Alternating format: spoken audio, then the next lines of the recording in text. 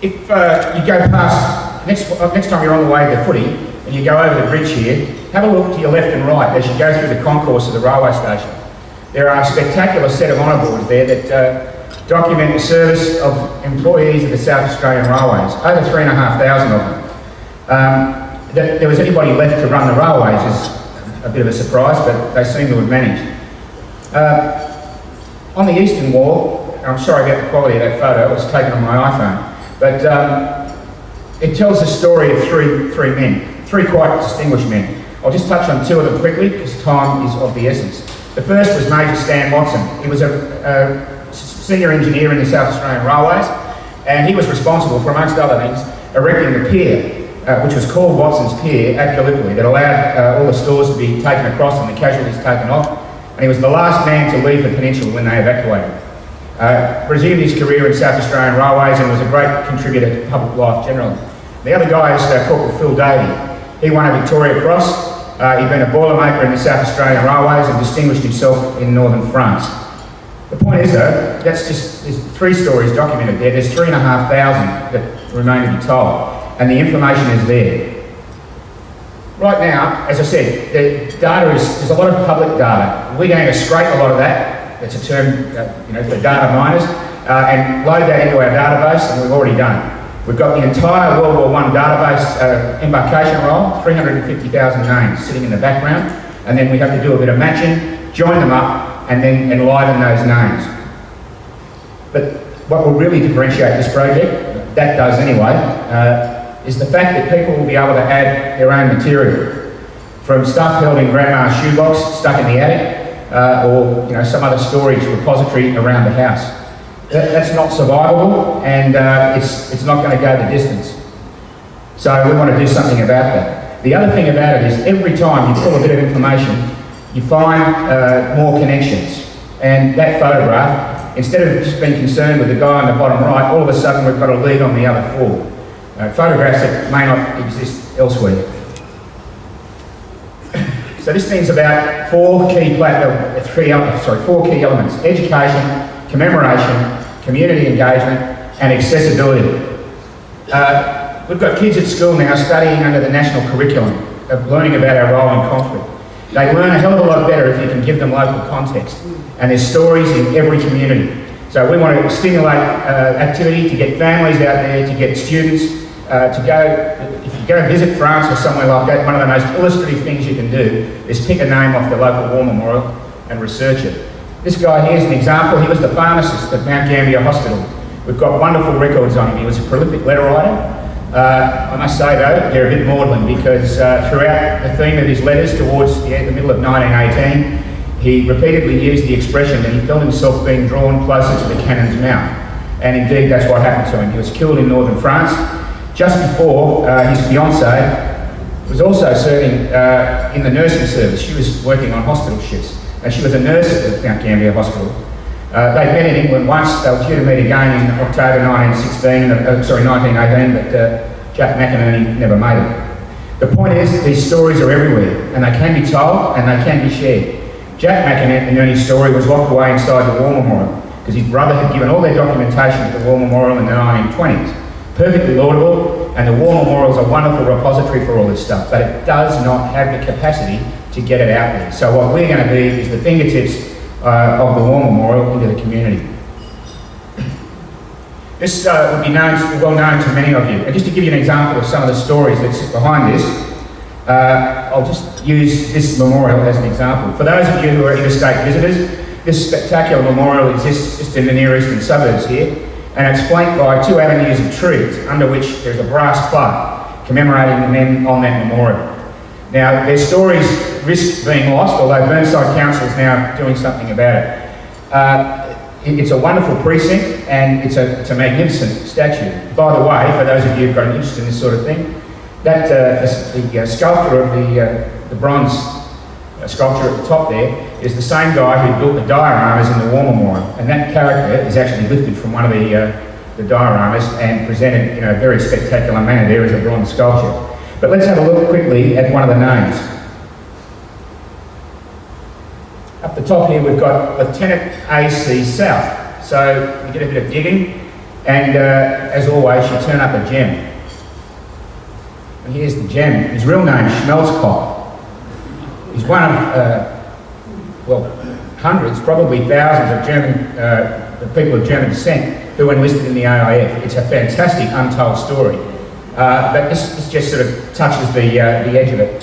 So Karl Schmelzkopf enlisted. His regimental number is 46. That indicates where he was in the queue when the war broke out.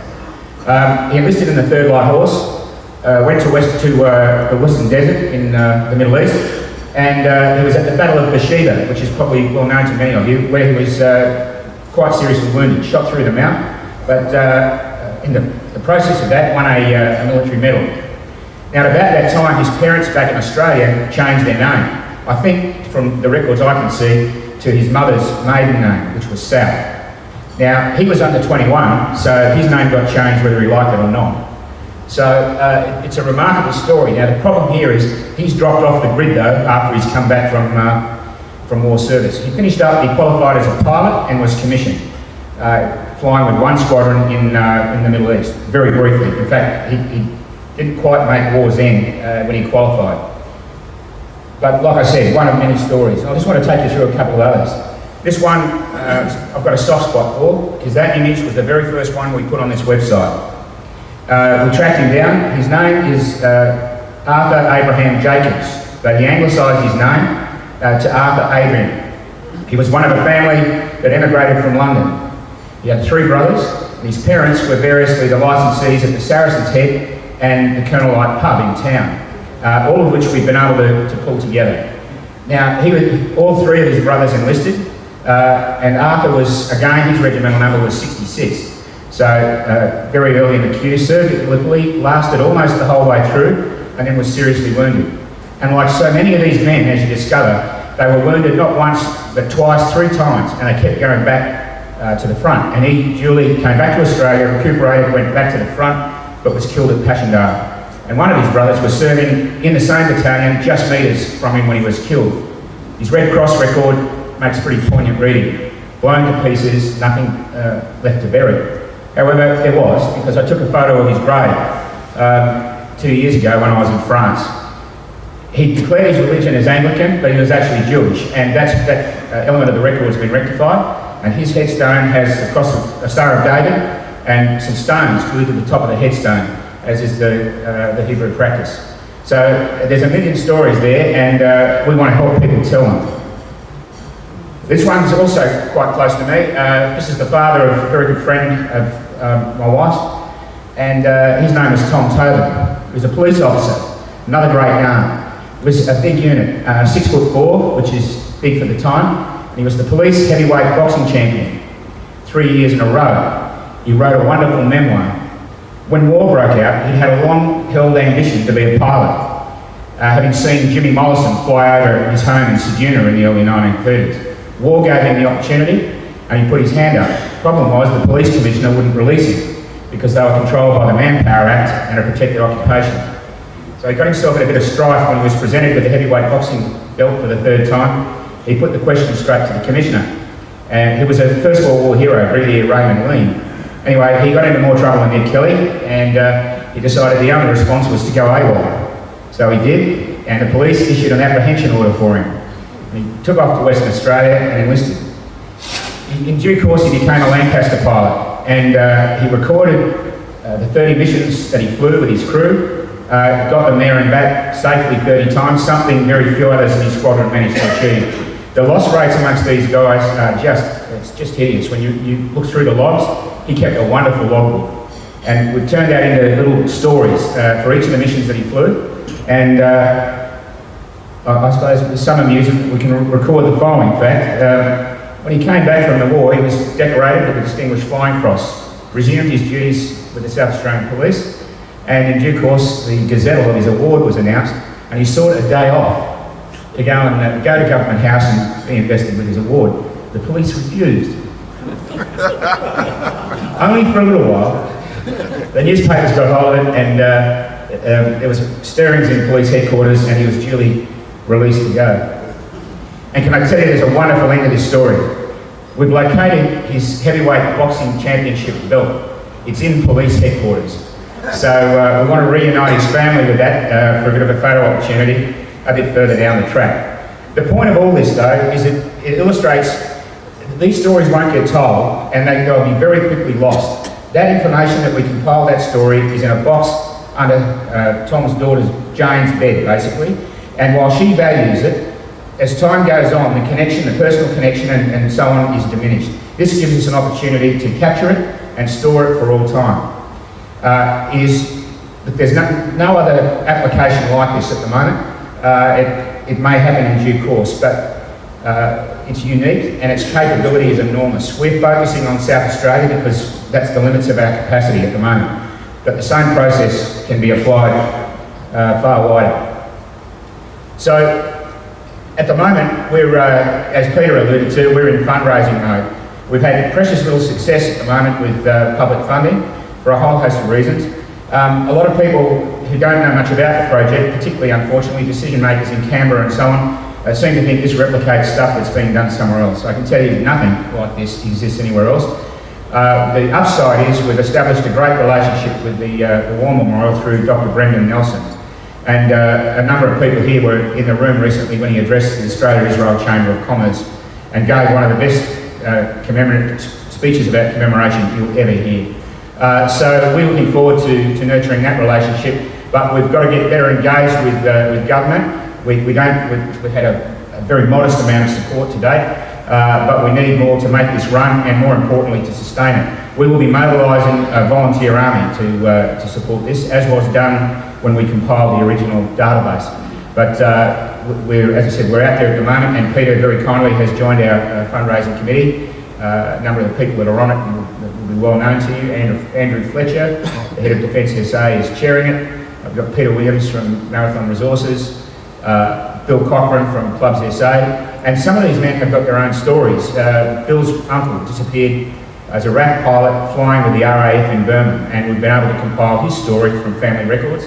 And Senator Chris Schott, whose grandfather was one of the first ashore at Gallipoli. He was 6'4", another tall guy, very tall for the time. He only lasted 3 days before he was seriously wounded. And like many of these men in the First World War, he died in 1924, affected by his wounds. But again, pulling together the resources that the family has, reaching into resources like Trove, I was able to tell Chris this morning we found a newspaper clipping on his grandfather that he had no cognition of. So we want to get people out there, introduce them to the process and get them out there researching and telling these stories. It's a great legacy for their families, it's a great legacy for the community, and it's a wonderful way to focus students on their formal studies under the national curriculum. So thanks folks, I hope you were reasonably excited by that because we are. Thank you very much.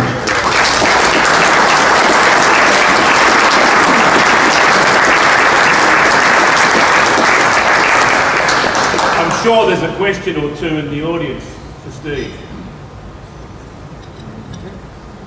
Sir. I'm very interested to hear the story that are on the RSL in Queensland. And is anything being done in Queensland along this line that you're aware of? Not directly. Each state have got a whole raft of projects running. We've been socialising this with the other states since we started this work 2 years ago. Nobody's taken it up yet. I've got to say, what we're trying to articulate here, some people just don't get until you see it presented like that, and to understand the work that's got to go on behind to find data, match it, and do all that sort of stuff. But it's certainly doable. And the ultimate manifestation of this is, send kids overseas to France and so on. You can be standing by a graveside, identify the guy on the website, take a photo of the grave and upload it. So that's the sort of power we want to put in the hands of people. But the short answer is not yet, but it could be done. It's just a question of resources and the reach to be able to manage it. Don Sarah. Steve, well presented.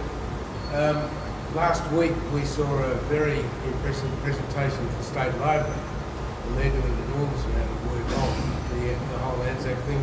You're working hand in glove with them? Absolutely.